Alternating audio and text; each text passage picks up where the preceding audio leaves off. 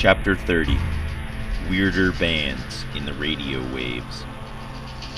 But I'm near the end, and I just ain't got time, and I'm wasted, and I can't find my way home. Blind faith. We returned to the mouth of heaven with our prizes, the pot and the blind faith machine.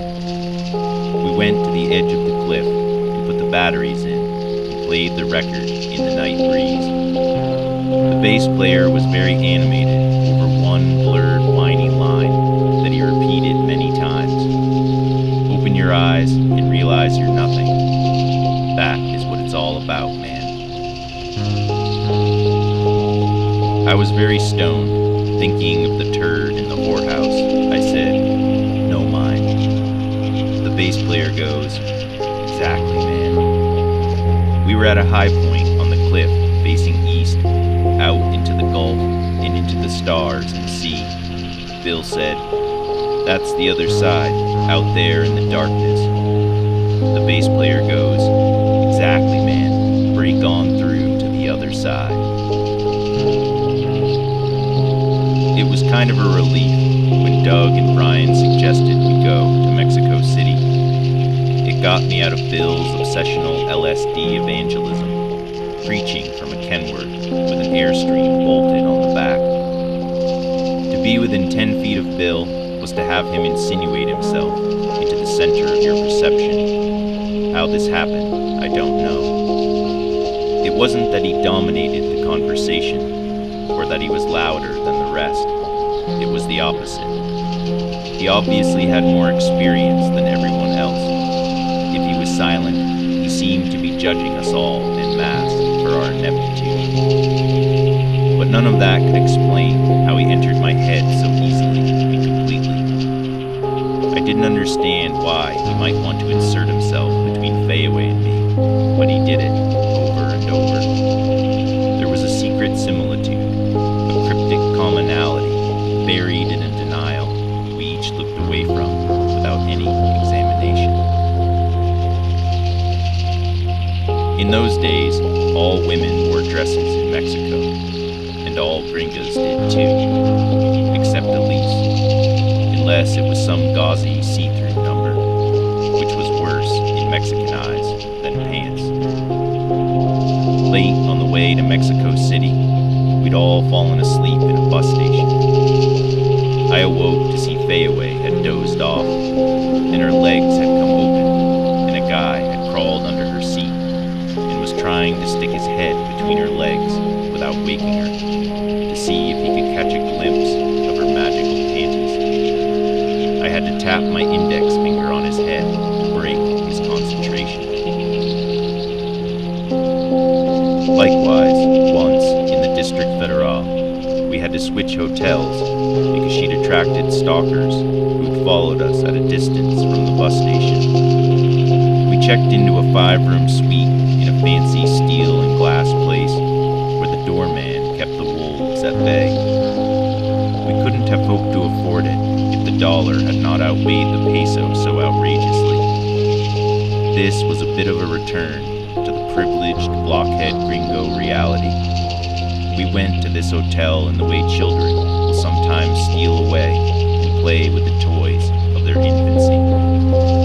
Fayaway and I were bonded, but out of our blue womb tent, we seemed to ourselves impostors in ordinary clothing. We navigated foreign urban streets like adult characters in a movie we were only just watching. I hadn't used a toilet that I dared to look down into in a long time, so it was here that I discovered I'd picked up a tapeworm at the mouth of heaven. I ate my beloved cornflakes and milk, eating for 2 or 20 now. We bought yo-yos, got stoned, and threw them off the rooftop, to find the unsuspecting heads in that city still very tense after the student massacres. There were machine gun nests and barbed wire guarding the edge of the Zona Rosa, where our hotel was, and where the rich people lived, manned by bullet-helmeted kids, our age or younger, looking jumpy.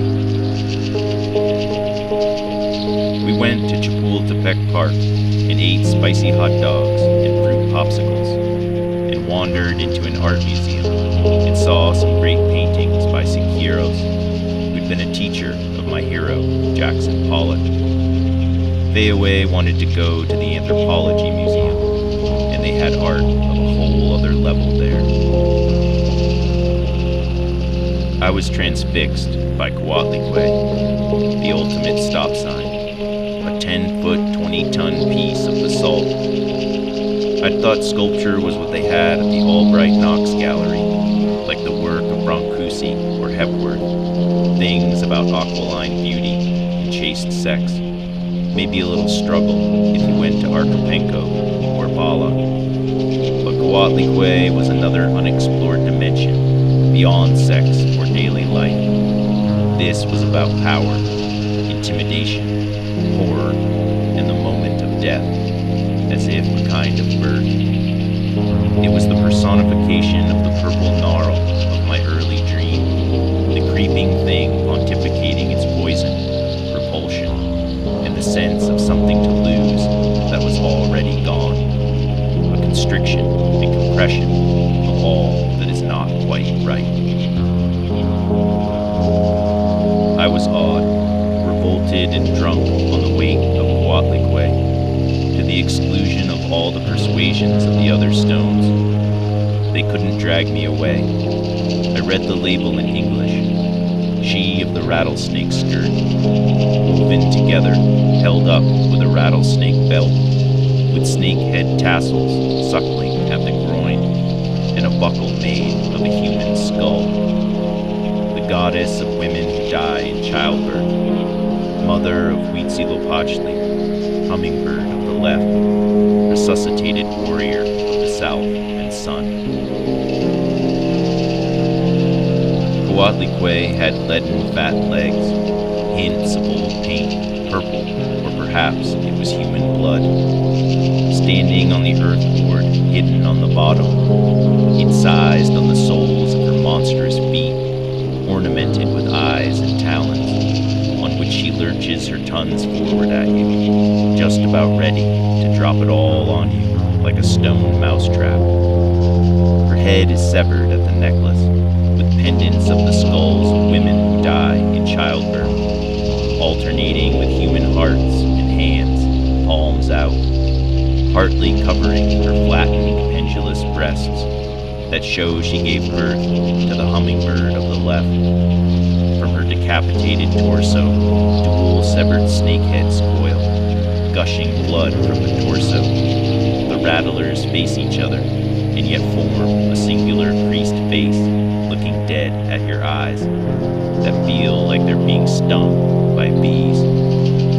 At the slope of her back, you feel her true mass as she passes, and you see the rattled tassels of her male skirt and bustle, with a large human skull holding it together.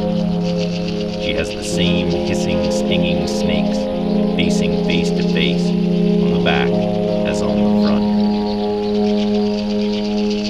If your eyes allow in the metaphora and allegoria writhing around on this stone, the full weight and horror of the concept becomes overwhelming.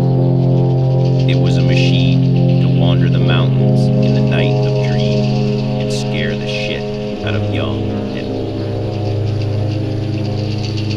Clearly, it was a priestly scam to keep those human sacrifices coming, but it planted the immoral seed of the lower possibilities of sculpture in me.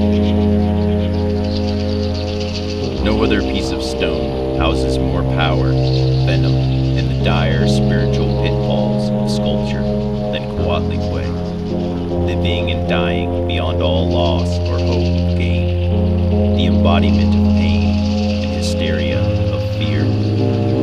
Her hands are up, cut off at the wrist, with venomous snakes of blood spurting from the wrist's stumps instead of hands, telling you, back off or I'll fall on you. My big, heavy feet weigh more tons than you can imagine. I'm a dark fiction of the end of time, coming down on you. If you look and see, somehow you'll succumb to the confliction of it all. I understood Quetzalcoatlic then, with my bones, not my mind. The diabolical sculptors meant this troubled spirit to be consumed by the skeleton in our carcasses and the subconscious. But for my mind, it was a 20-ton stop sign, like the boulders set at the end of a dead-end road, to keep the drunks from careening off into the fields and to bust the snowplows in a deep snow. There she was in the white museum light, at the end of my polished linoleum fluorescent over-trodden trail, very heavy, steadfast,